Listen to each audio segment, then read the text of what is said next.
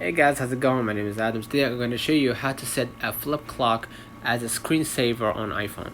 Go ahead to your browser, and what I'm going to do, I'm going to just go ahead and if you want to get a iPhone sideways clock, right, which is the flip clock or whatever, you can just go ahead to the settings, standby, and make sure that the standby is turned on, and connect iPhone to a charger and set it down on its side and keep it stationary, and then press the side button and swipe left or right to switch between widgets, photos, and clocks, and then swipe up or down to scroll between options for each of these views. So the iPhone clock thing is actually new.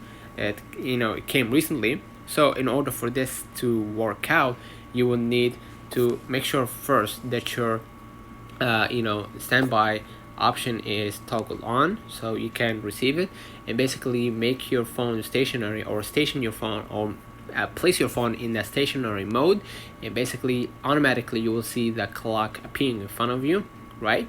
And once you swipe left or right, you're gonna be able to find the clock that you actually want for your iPhone. Let me know in the comments if this video helped you. Don't forget to like and subscribe. Thank you for watching.